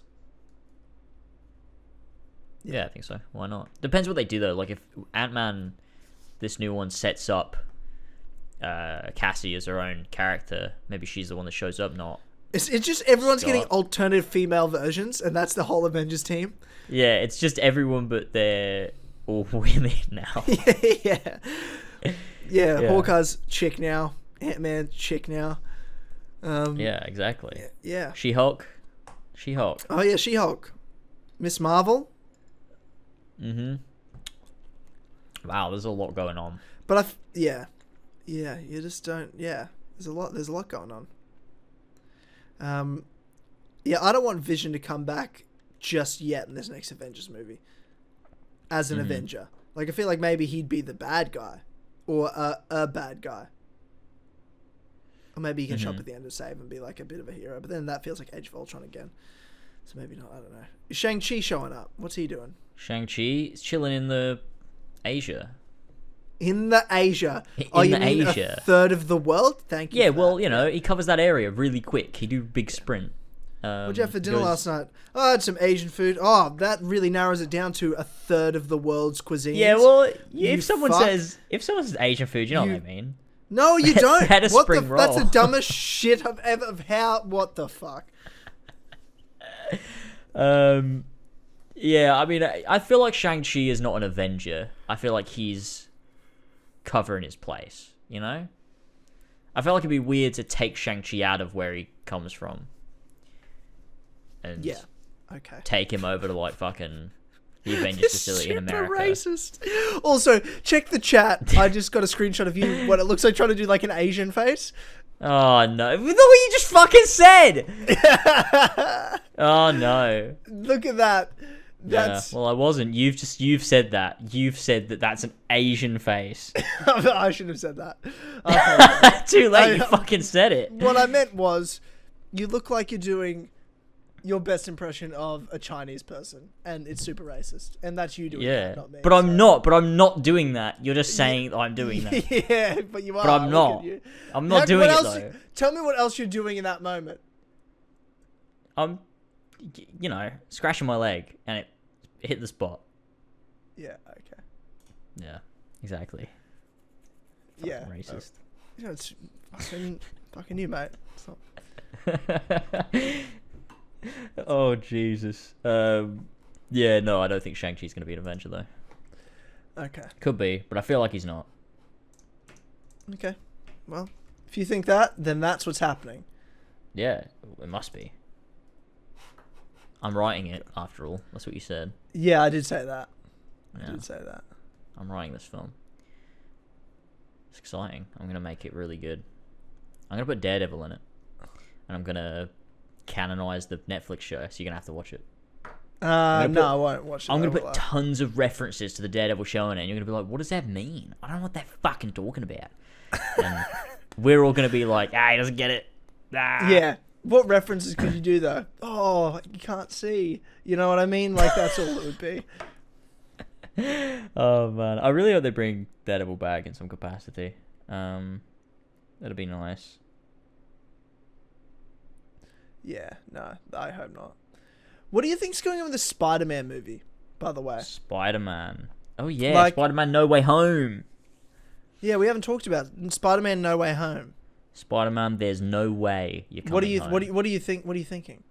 I think. Do you really think they're doing Spider-Man- multiverse? Because they keep teasing yes. multiverse as an idea. Yeah. They did it in WandaVision. They did it in Far From Home, and they're yet to actually commit to multiverse. Yeah, they keep Like- baiting us, don't they? Yeah, They we've been keep baited. fucking baiting us. They go Spider-Man Far From Home. They go, oh, multiverse, but actually Mysterio's lying. WandaVision. They go, oh, multiverse, but actually his name's Boner. So His name's Boner.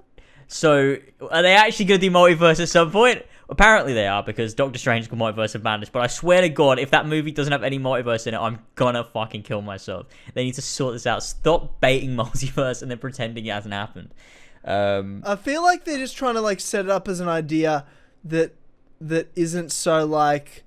Well, I'm waiting to see what people think. They're like, oh, how do people take to this? Did they really, get it? but no, it's more they're really just trying to. I think they're doing a great job of this because they're really trying to explain it well first, like in the sense of what, like people ask the question, what like your average Joe that's a casual fan, like what the fuck is a multiverse? And it's been said enough times that by the time the multiverse is actually introduced, they'll already know what it is. Sure. Because it's been baited enough times. I don't mind when they did it in Spider-Man. I thought it made sense. I did not like when they did it in WandaVision, to be honest. I think that's my only major criticism of it is that was a weird one. I really liked it. I really liked it when they did WandaVision. And the reason I said that is was there because, to like? because I hate the Fox X-Men movies, so I didn't want that to actually ever be connected to the MCU. So I was happy with that. But the issue I have is that they just go, oh, look at this really cool reveal. Quicksilver is the other Quicksilver. Oh, what does this mean? But actually, he's not even the other Quicksilver at all. It's just a thing where it's like, if you're a viewer, you get the little meme, but then it's not anything idiot. at all. You're and a it's fucking like, idiot. You got baited, huh? How How about that? Got him. Bad decision. The rest's great, though. Just not a huge fan of that myself, but I'm sure they will do multiverse. And I think they will do it with Spider-Man. I think they've got to do it. I mean, they're playing into it as well. Like, you know, when you look at that whiteboard at the end of that little teaser, there's a lot of little Easter egg things on there that point towards maybe doing multiverse. I feel like that's playing into it too much for it to not be the case. I don't know. But I think they literally hired someone from another universe to bait you. Like, you know what I mean? Yeah. It could happen, mate. Yeah. I mean, look, Doctor Strange is in Spider-Man 3. Doctor Strange do multiverse bits. I think there's no way. Where Doctor Strange is confirmed to be in Spider-Man 3? Pretty sure, yeah. Okay. I mean, I don't think Kevin Feige said it, but I'm pretty sure it's like all but confirmed, right? I don't know that. So no, I don't know that either. I feel like everyone said it enough that it's got to be true. Okay. They've willed it into existence. But regardless, I hope it's multiverse. I think it would just be a good fucking fun time, to be honest. I think we'd have a lot of fun with it. Spider-Man doing multiverse bits. It'd be entertaining. And yeah, I mean, they've still got to figure out fixing the fact that everyone knows that Peter Parker is Spider-Man, so... Oh, yeah, I always forget that. I'm like, yeah, that's how Far From Home ended. Yeah, exactly. So what are they going to do with that? Who knows? But they've got to figure it out, and if multiverse plays I guess now he go. can be an Avenger. Well, now he's got to be. Yeah. Yeah. Because everyone knows. Everyone knows. He can't have friends or families. It's got to be his job. He can't wear the mask anymore. He's got to take it off and go, I'm Spider-Man. Hey, I'm Nathan Drake. What? Yeah, Nathan Drake. What if he's How's that too? Did you see his interview talking about Nathan Drake? I didn't know. Yeah, and he's talking about, he's like, oh yeah, no, he pretty much said his performance is bad. Really?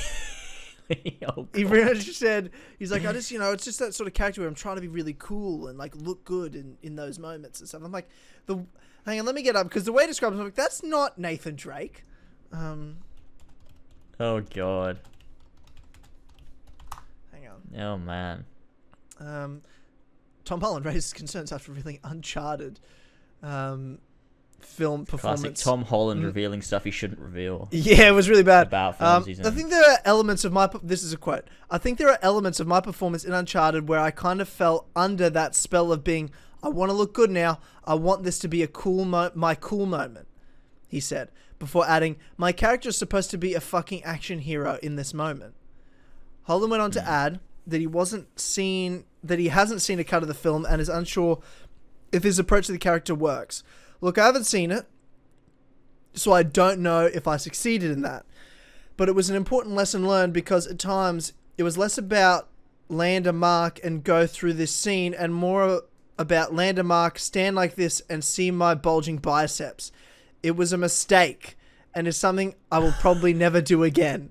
Oh my god. Wow. Holy fuck. That's aggressive. Yeah. My god, Tom Holland. But he's talking about how Nathan Drake's a tough, stoic character. I'm like, he's not. That. No, he's a fucking idiot. Yeah. So what I'm gathering from this, James, is that I don't think Tom Holland's played Uncharted.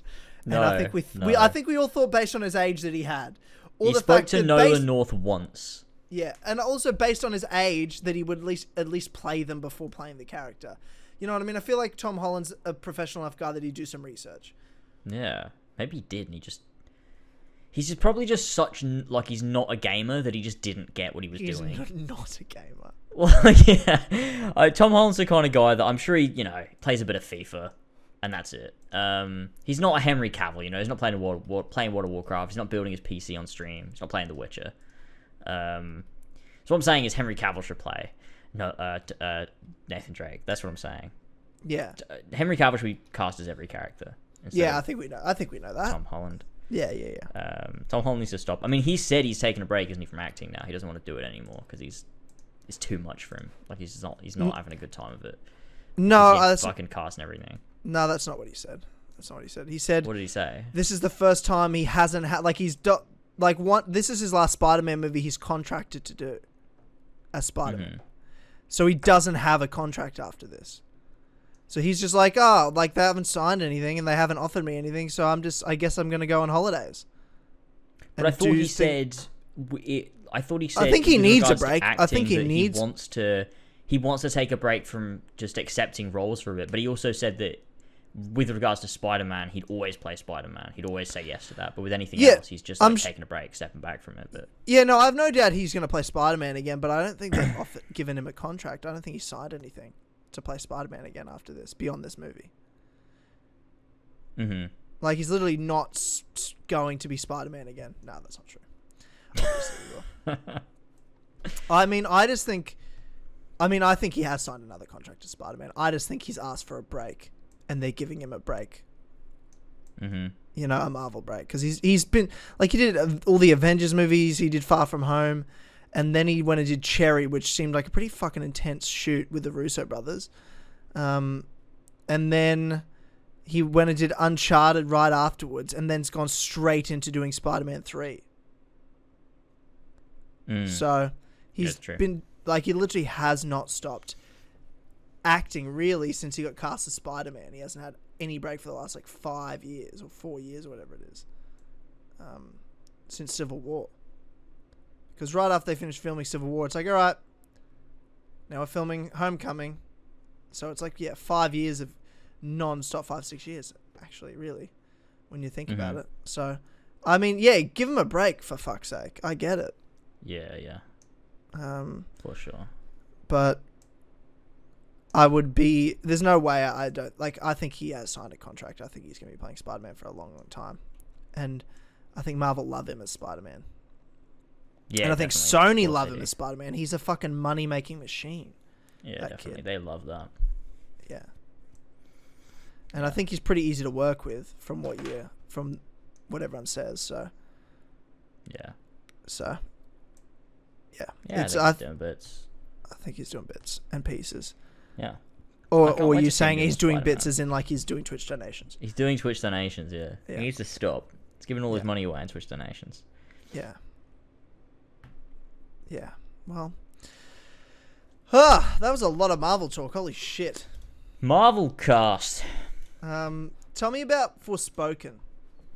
The Square Enix one, yeah. Yeah, I just saw it today on Twitter this morning. Everyone, the screenshots, nice. Little clips. What is that? Tell me about. I've never heard of this game. It's a new JRPG action JRPG. From the team. It's a team that was created off the back of Final Fantasy 15.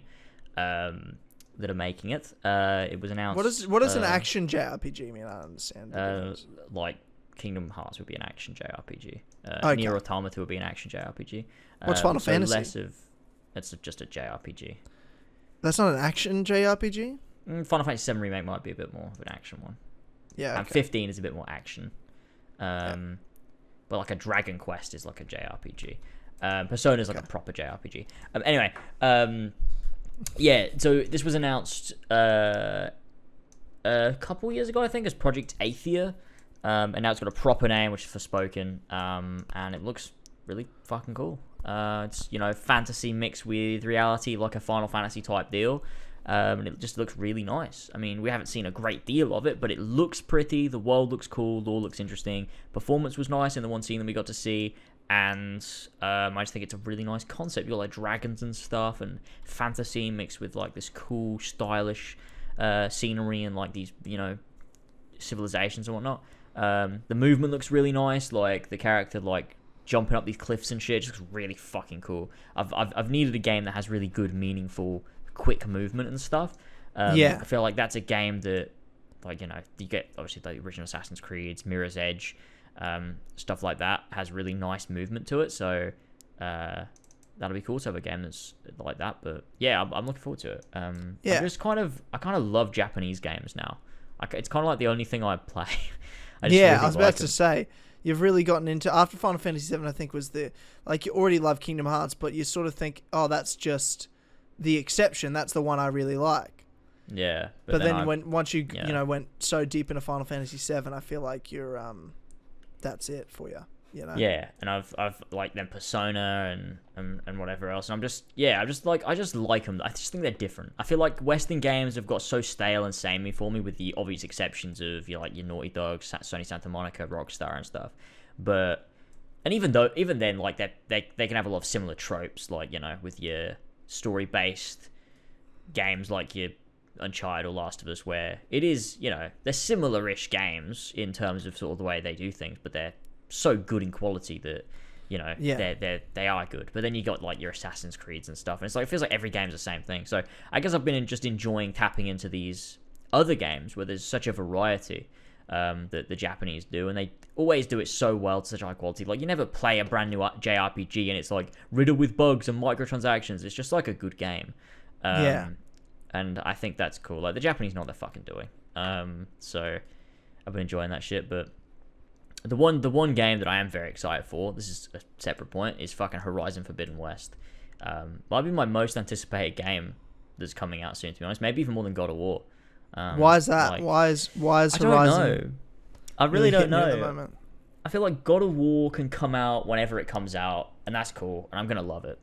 But Horizon, there's something about Horizon that I love the mystery to it. I love the lore of it. I love the world, and I just want to be with Aloy again. I really, really do. I want to be with Aloy again. I fucking love her, and I just want, I can't imagine there'll be a day where I'm sitting down and I'm playing as Aloy again, and like you hear the Horizon music, and you're going through this mysterious world and like fighting the machines. Like, oh, it's gonna be so good. It's been so long. Like it's been 4 years now since Horizon Zero Dawn came out. So it's true. I'm ready. I'm very ready for Horizon Forbidden West, and I'm looking forward to playing it. So it's gonna be good. No, I'm excited for Forbidden West as well. Absolutely. Are you kidding me? Like, fucking can't wait to be playing as Aloy again, and can't wait for all that stuff. I just think I haven't got hype for anything yet. I just don't. Everything's so far away. I'm not really thinking about it. Nothing's on my radar right now. Mm-hmm. Yeah, no, me neither. Nothing's like on my not on my radar. Just I guess Horizon's like the only one where I'm like, oh, I can't wait for it. I can't wait till it comes out. Yeah. But it's not like. But other than that, there's nothing else like on the horizon that is I'm thinking about, I guess. I guess I'm so busy. I've got too much to do that I can't sit there thinking about, oh, I can't wait for this game to come out. Yeah. It'll just come out one day and I'll play it. Yes, exactly. I'll be like, oh, it came out. That's cool. I'll stream it or whatever. And I've got such a backlog of games to play anyway. Yeah. You know? I'm still got to play Melody. Can you just tell me what happens in Melody of Memory? What the fuck's going on? Can I just tell you what happens? Just tell me what happens. I don't care. I'm going to play it. It's a fucking... yeah, well, I mean, it's... Spoilers for Melody of Memory. Kyrie's going back through her... So she obviously her heart is connected... Like, she their hearts sort of like joined in a special way in KH1, and so yeah, of they've course. got a special the connection. point of Melody Memory is they're like experimenting on her. It's what they set up in Remind, that they're going through her memories to see if they can find see if they can find anything to do with Sora, right? Yes. So you get to the very end. That's where you get the cutscene, and you go through, and Kairi ends up in the final world from Kingdom Hearts 3. And as in Keyblade Graveyard, or are you talking like the final Rewind. world? It's called the final world. Oh, yes, the one with all the clouds water. and shit. Yeah. Yeah, where they're like when you between like not being dead and being alive, and like your heart sort of gets lost there. So she shows up there, and that's where she meets like the cognitive version of Xehanort, like the one that's in her head, like old man Xehanort. Right. Okay. And she has a bit of a fight with him, and then I'm trying to think. Before that, we get a scene where we've got little Kairi in Radiant Garden as it falls to darkness, and she's running around, and then she's caught by Apprentice Xehanort. So Terra Xehanort. When he was... Is this playable, or is this all cutscenes? It's all a cutscene. Okay. And then Kairi's put into this machine, which is seen in both Kingdom Hearts 1 and Union Cross. It's called the Ark, which is when you're in Hollow Bastion in KH1 and you're going back through all the worlds, you see it there. It's like these pods. Into that. Yeah. And Xehanort saying that by sending her out in this, she'll lead him to the Keyblade wielder. And that's how she ended up from Radiant Garden to Destiny Islands to be with Sora and Riku. And wait. Oh, so this is like her actual memory of when she's a child. Yeah, so it's like her memory of reawakening, because she doesn't remember. Oh my god, so what? Like, this is like young Kairi was sent by Xehanort to Destiny Island. Yeah, and she doesn't remember any of that, because she's always said, like, the first thing that Sora asks Kairi in KH1 is like, what about, do you not remember anywhere from where you're from? And Kairi's like, no, I've told you before, I don't remember any of it. And this is her memories reawakening of why she left her home and how. It's a 20-year payoff. A 20-year payoff. Classic Nomura. And so what Xehanort says is,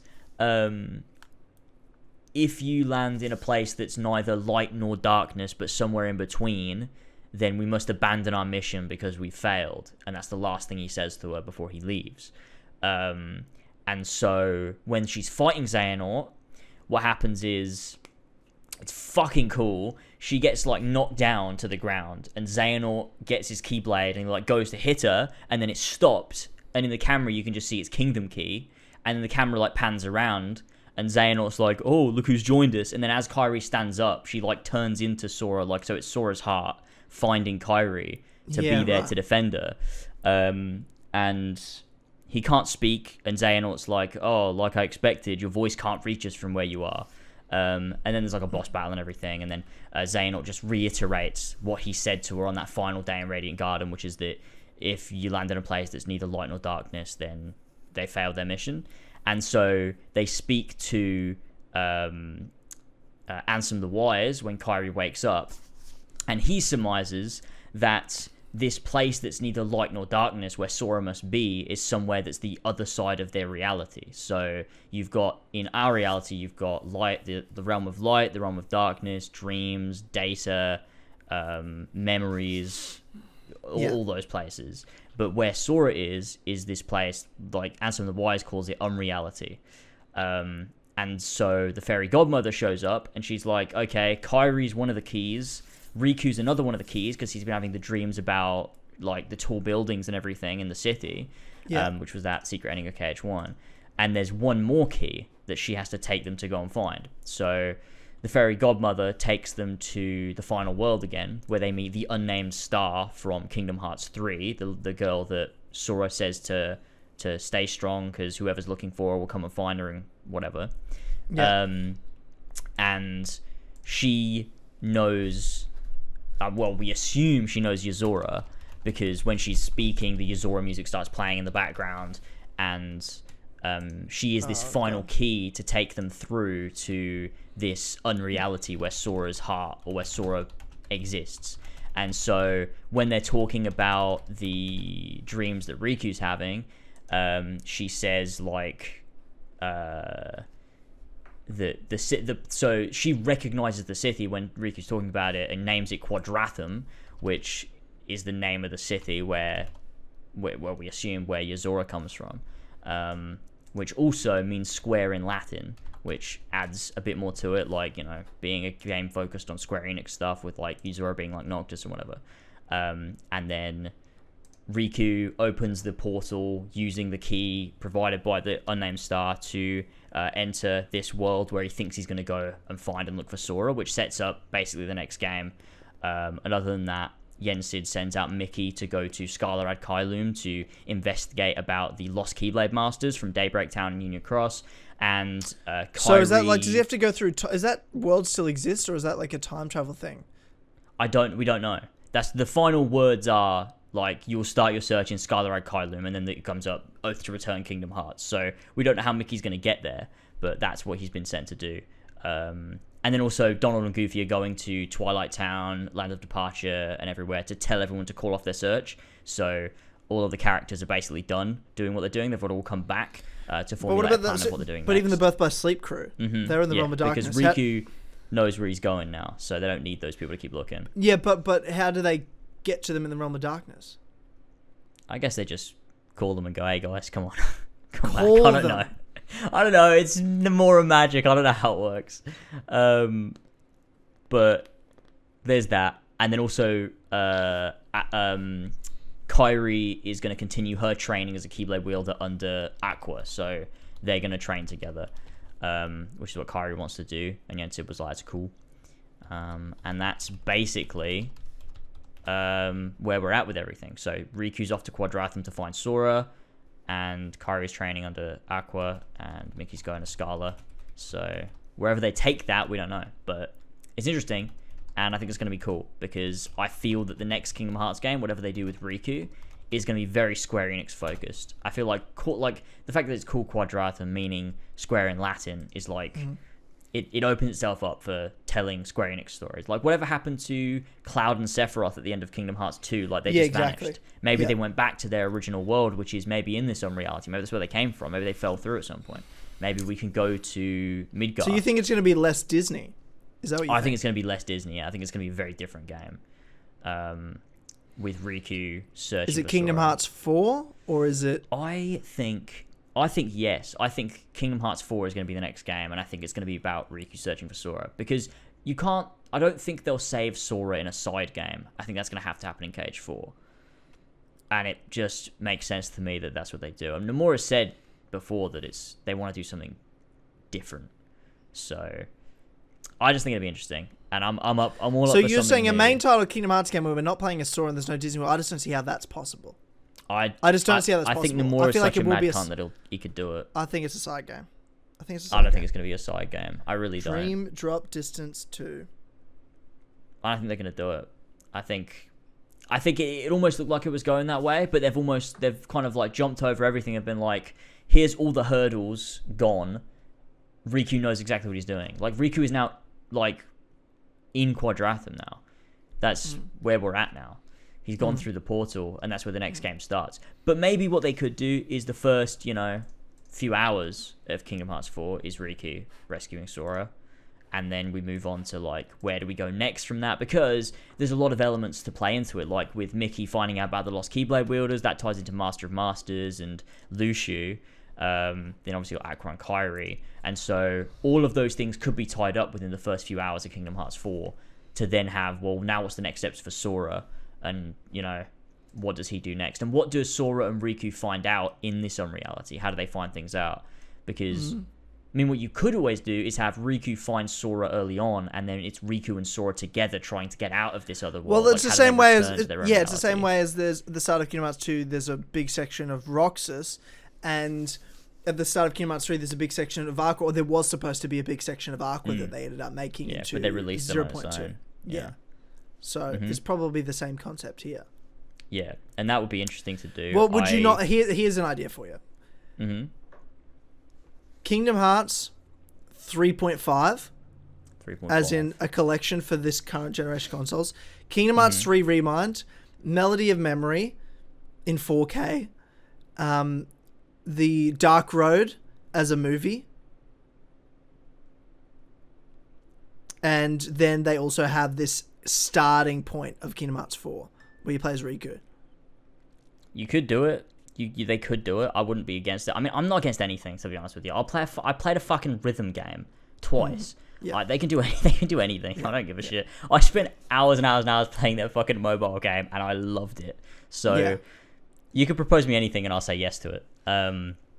So I'm perfectly happy with that. I mean, they still need to convey everything that happened in Union Cross to... I mean, it's still not quite finished yet. They're wrapping it up, but it's still not quite finished. They still need to convey all of that to the player and to Sora. Sora needs to find out about this stuff. He's making Final Fantasy VII Part 2 as well. He's got... This fucking mad cunt is doing so much.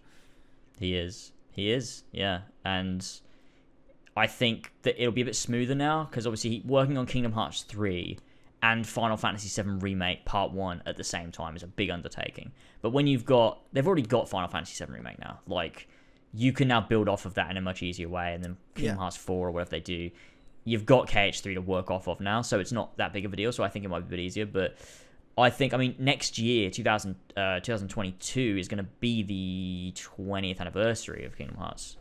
And they said they're doing something, didn't they? They're definitely doing something. I feel like KH4 would be... I'm ready. I'm just ready for whatever he does, to be honest. I'm just so ready. I just love Kingdom Hearts so much. Yeah. It's so fucking good. But yeah, they do need to explain Union Cross, because there's a lot going on there. And Sora still needs to find out. Sora still doesn't even know that Chain of Memories happened. So, yeah, that's true. There's a lot that Sora needs to know. But yeah, it'll be interesting to see how they decide this. But I think Nomura's got a focus. I feel like he's got a focus now. And I feel like he doesn't want to spread himself thin again. Because it feels like he opened a lot of doors at the end of Remind, but almost answered everything in Melody and Memory and was like, no, this is what we're doing next. And he knows what he wants to do, and he just wants to fucking do it. And I think Nomura... with Yozora and everything, I think it's set up like he really wants to tell a particular story, and I think he's going to go for it and do it with Yozora's story and how that ties into eventually going into the Masters and the FourPillars and Lucio, and then you can do Disney stuff from there. But yeah, I think there'll be a lot more Final Fantasy based in the next game. I think he wants to do a lot with it. And I wouldn't be mad at that. I think it'll be really interesting to tie in. The end of Final Fantasy VII Part 3 connects with Kingdom Hearts 4. Kingdom Hearts 5, they all meet, and it becomes like... just a mess. Just all of the franchises come together.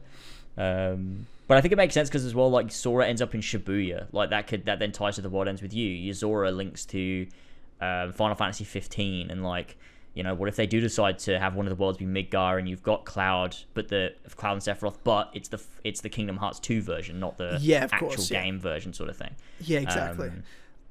It'd be interesting to see them explore that, because I think there'd be a lot you can do with that. I think a big reason they didn't have Cloud and Sephiroth in Kingdom Hearts 3 was because they're making Final Fantasy VII Remake, and they didn't want to give you that payoff before they were literally about to start that story in its own game. Yeah, it makes sense, because it would give you that sweet release of seeing him again after such a long time, and then Final Fantasy VII Remake wouldn't hit as hard, because you'd be like, I just saw him in KH3.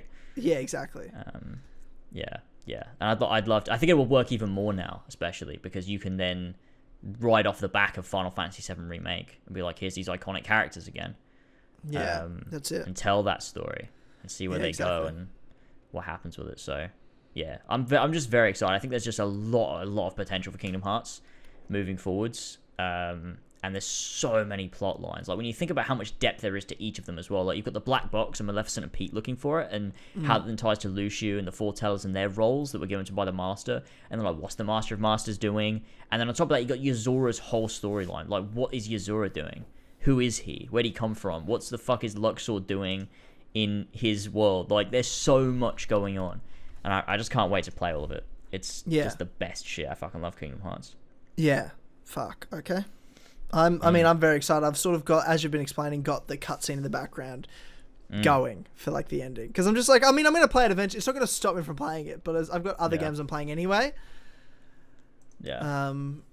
Oh god, that's a whole nother thing. Yeah. It's well, I can't wait for, obviously that what's next. Like Kingdom Hearts is always something I'm excited to see what's next. Mm-hmm. It's the franchise I'm the most invested in. I mean, I have been for 19 years of my life. Yeah. So And it's always good. It's always good. The more I have it down, Yeah. Even a fucking rhythm game, it's still like, what a great story they've got. I can love it. You should see me on Horsey and Fox. I was so invested in. I was doing One Wing Angel, which is one of the secret tracks. Yeah. The Sephiroth music, and I was doing it for like it must have been 2 hours that I was just doing it because I was trying to get all the challenges on proud mode, and it was so fucking hard, but eventually I fucking did it. Like I could do it flawlessly, and it's such a mental track, but it was so satisfying. Like it gave me that same I'm listening Kingdom to Hearts this track, satisfaction. the track at one of the tracks at the ending right after she's had a memory, and it's like that memory track from Kingdom Hearts 1 when you see Kairi's grandmother. Oh, it's such a track. It's a good one. Oh my god, the memories. Kingdom Hearts is so good. I can't listen to the music of Kingdom Hearts without wanting to replay every single one again. Yeah, that makes me like, I'm literally listening to this, I'm like, fuck, I really need to play Kingdom Hearts 1 again. I'll stream it on Twitch. How about that? Once I finish Final Fantasy VII Remake, I'm going to stream the entire franchise of Kingdom Hearts on Twitch, and I'll do Assassin's Creed, the Ezio Collection, and then Black Flag Platinum on YouTube. I feel that's a good compromise. That'll be good. Oh man, Kingdom Hearts are fucking good. There's my year gone. Oh man. I'm literally watching this person play the rhythm game just to listen to the music. It's fucking stupid. Oh man, it's so good. Oh, it's fucking Old Man Xehanort. Yeah, okay. Yeah, right. Well, I'm glad you explained it to me. That's really... I mean, I'm jazzed up, and surely this year they'll announce Kingdom Hearts 4 then, you'd think, right? If next year it's going to come out. Well, I mean, they've said this year's a hiatus from Kingdom Hearts. So, whether they announce it early next year and then it comes out late next year, who knows? But I'm pretty sure Nomura said there's not going to be any news for Kingdom Hearts this year. But then knowing Nomura, you never know. He might just slip something out end of the year, like, oh, here's something Kingdom Hearts for you. Yeah. So you never know. I can't say I'm expecting anything, but who knows? But I think that they might just do a smaller release time. They might just be like, start of 2022, here's a Kingdom Hearts trailer, it's coming out end of the year. And then that's what happens. Yeah. Do you know what I love? That, like, Kairi's fucking tough now. I love that. She's not just Kairi's good. She's getting better. She's getting better, and hopefully Nomura stops fucking neglecting her, because she can do some cool bits. Yeah. And her voice is a lot better in Melody Memory as well. I always found her voice was a bit weird in KH3, but yeah, I didn't like it. Sounds a lot better in Melody and Memory. Yeah. Same voice actress, though. Well, it's not the same as the original. No, not the same as the original, no. Yeah. KH1 and KH2 is someone else, but KH then it's like a famous actress was the... They had a lot of famous actors doing the voices. Yeah, they have a lot, yeah. You got Christopher Lloyd as fucking Xehanort now. From Back to the Future. And even like the dude from Seventh Heavens, the Riku, which he was famous back when Riku was first cast. You know what I mean? Like that's when his show was on the air. Yeah, and you got Jesse McCartney's Roxas and Ventus. Oh yeah, Jesse McCartney. Haley Joel Osment as Sora. Yeah. Yeah, and he's. But it's who used to be Kairi. Her name was bloody. Let me find it. Kairi. It's Alison Stoner now, but it used to be Hayden Panet. I can never say her fucking name. Panettiere? Is that how you say it? I don't fucking know if that's how you say it. Panettiere. Is that how you say it? I don't fucking know. Panettiere? Like, I don't know. Oh my god. It's got too many T's and R's in it. My tongue can't handle it. Panettiere, yeah. She was in fucking Heroes. Yeah, she's in more than that, wasn't she? What else has she been in? She's been in more than that. Isn't she married to... I'm pretty sure she's married to fucking Vladimir Klitschko. The fucking yeah, she is. Oh my god. Oh no, they're separated. They were together between 2009 and 2011, and then 2013 2018. Yeah, Who's Klitschko, that? like the He's former punched people heavy in the octagon. yeah, former heavyweight champion boxer. Oh. But she's been in a lot of movies. I swear. She was like pretty big for a minute. Like Heroes, Remember the Titans, Malcolm in the Middle, Scream 4. Racing Stripes. Oh, Racing Stripes. Fuck yeah. Dinosaur. A Bug's Life. Yeah, she used to be like big in those like kids movies. Yeah, and now she's well, she used to be Kyrie. They haven't brought her back for some reason. She probably doesn't want to do it, right? No, she's in an interview recently. She said they just never asked me to come back. Wow. Don't know why. 'Cause Why? she was always superior to Alison Stoner, in my opinion. Yeah, I mean, Alison Stoner's doing a good job in Melody Memory. I think she sounds great, but I always preferred original Kyrie. Yeah, so did Page I. 2 Kyrie is peak Kyrie. Yeah, that's so weird. They didn't bring Hayden back. Yeah, it's odd. It's odd. That is so bizarre. You know, so long as especially that she Kyrie doesn't wanted sound to do like it. They just Cage didn't ask her. That's the weird part, yeah, I should say. yeah, that's what she said. Yeah. So, Yeah. weird, but yeah, Cage has a fucking great voice cast. Everyone's fucking great, except for guy who played Axel, but that's alright. They can replace him with. Wait, what do you doesn't. mean? Did you not hear about the allegations? Oh god, no, I didn't. There's some dodgy stuff. Yeah, like oh messaging no. fans and people, and there was some voice clips. They're not available online anymore, but he sent people like he would just send voice clips of him saying really sexual shit to women, but in the Axel voice. And it's horrible. It's actually fucking horrible. Oh no. So yeah, No. I don't know. Yeah, No. I know. I don't know if Square are gonna fire him or not, but who knows? Fuck's sake. But if they do, just replace him with the guy that does fucking Reno in Final Fantasy VII Remake. I was about to say it's like Axel's already in Final Fantasy. It's like the same guy, so yeah.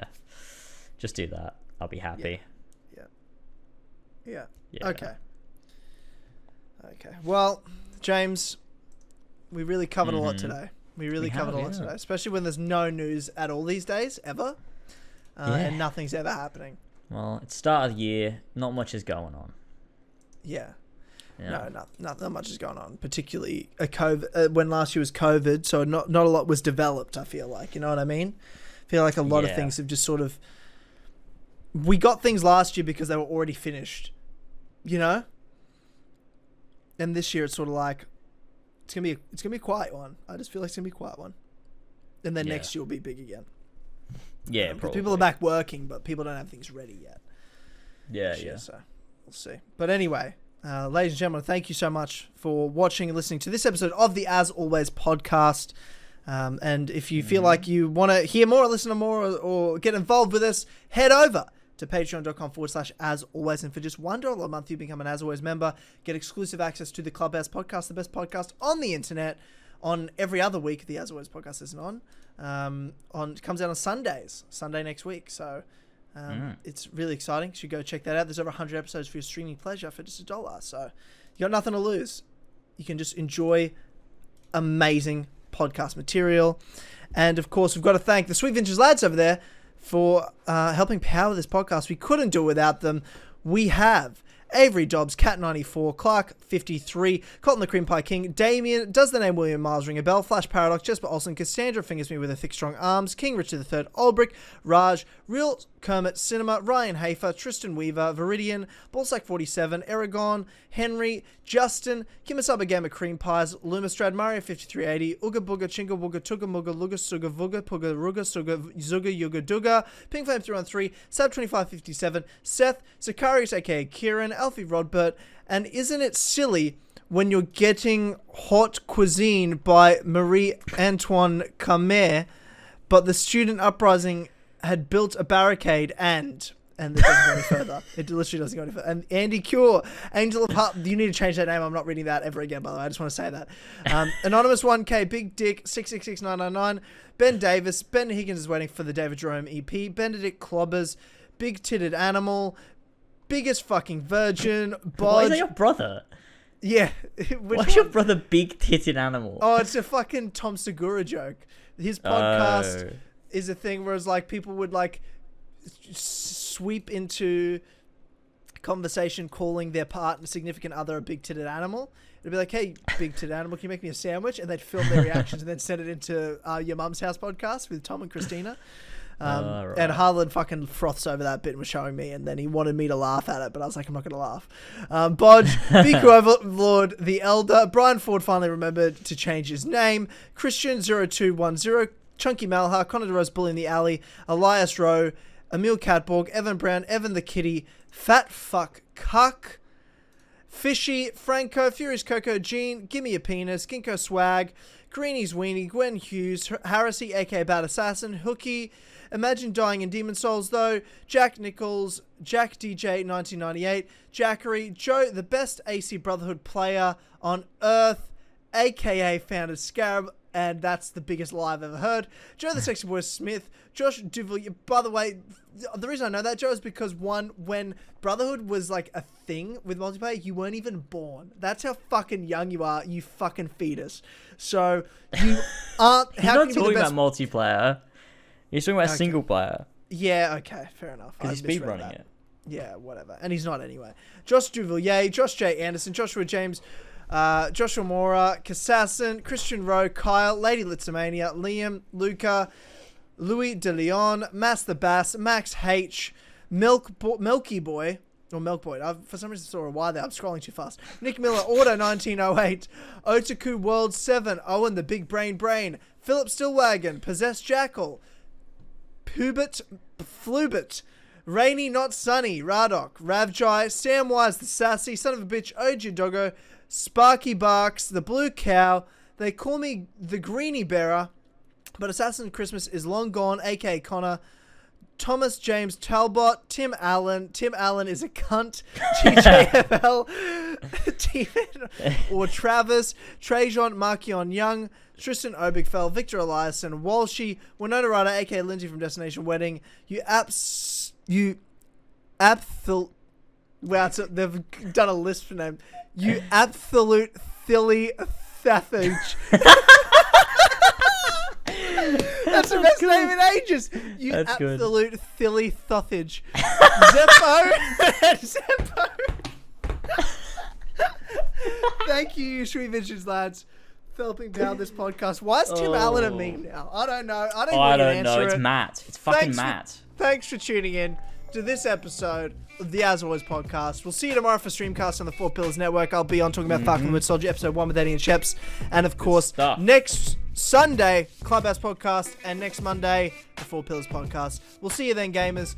Thanks for tuning in. Goodbye. Catch you later. Bye, boy.